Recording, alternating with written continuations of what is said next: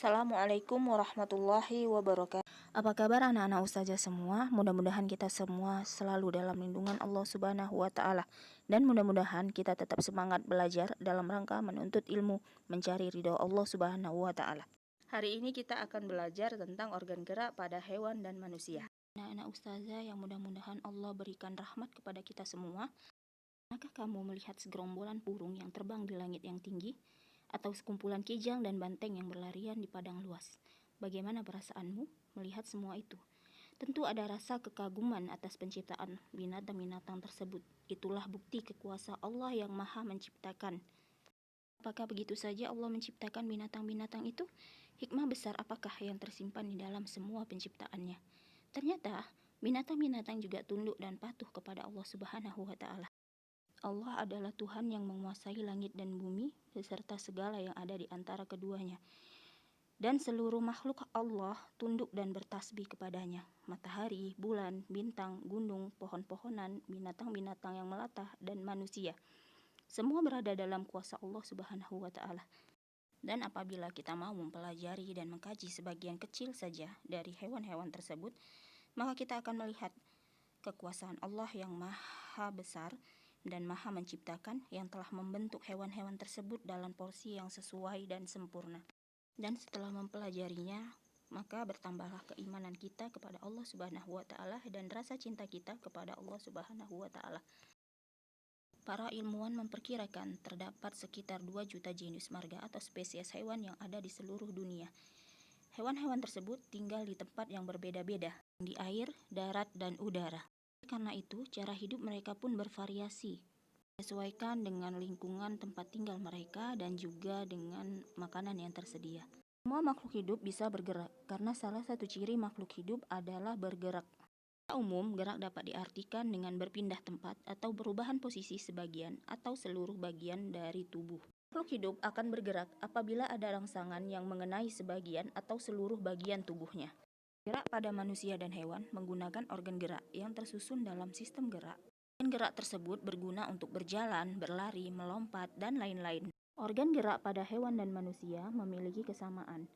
Alat-alat gerak yang digunakan pada hewan dan manusia ada 2 macam, yaitu alat gerak pasif berupa tulang dan alat gerak aktif berupa otot. Kedua alat gerak ini akan bekerja sama dalam melakukan pergerakan. Kerjasama antara kedua alat tersebut membentuk suatu sistem yang disebut sistem gerak. Tulang disebut alat gerak pasif karena tulang tidak dapat bergerak dengan sendirinya. Tulang-tulang pada manusia dan hewan akan diam dan tidak dapat membentuk alat pergerakan yang sesungguhnya. Akan tetapi, tulang mempunyai peran yang besar dalam sistem gerak manusia dan hewan. Sedangkan otot disebut alat gerak aktif karena otot memiliki suatu senyawa kimia yang membuatnya dapat bergerak. Pada saat otot yang menempel pada tulang bergerak, otot tersebut akan membuat tulang bergerak. Berikut ini adalah alat gerak hewan beserta dengan fungsinya. Pertama adalah ikan, alat gerak berupa sirip dan ekor, fungsinya untuk berenang.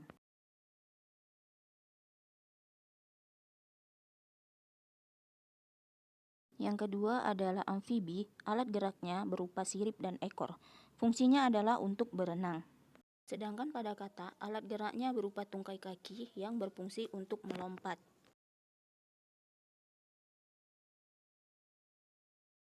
Yang ketiga adalah reptil. Contohnya adalah buaya dan ular. Pada buaya, alat geraknya berupa kaki yang berfungsi untuk berjalan. Sedangkan pada ular, alat geraknya berupa otot perut yang berfungsi untuk merayap. Contoh lain dari hewan reptil adalah kadal. Yang keempat adalah burung. Sebagian besar burung mempunyai alat gerak berupa sayap yang berfungsi untuk terbang.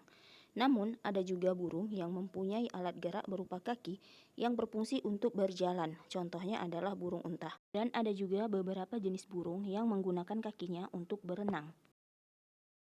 Yang kelima adalah mamalia. Contohnya adalah sapi yang mempunyai alat gerak berupa kaki yang berfungsi untuk berjalan. Dan ada ikan paus yang mempunyai alat gerak berupa sirip yang berfungsi untuk berenang. Contoh lainnya adalah kelinci yang mempunyai alat gerak berupa kaki yang berfungsi untuk melompat. Alhamdulillah kita telah selesai membahas tentang organ gerak hewan dan fungsinya. Nah, sekarang silakan anak-anak ustazah mengisi tabel pada halaman 14 tentang organ gerak hewan beserta fungsinya. Demikian pembelajaran kita hari ini, mudah-mudahan anak-anak ustazah semua dapat memahaminya. Ustazah berharap semakin kita belajar hal-hal yang baru, mendapat ilmu yang baru, maka makin bertambah pula keimanan kita, rasa cinta kita kepada Allah Subhanahu wa Ta'ala, karena Allah lah yang telah memberikan kepada kita ilmu-ilmu yang bermanfaat. Sampai jumpa pada pembelajaran berikutnya. Assalamualaikum warahmatullahi wabarakatuh.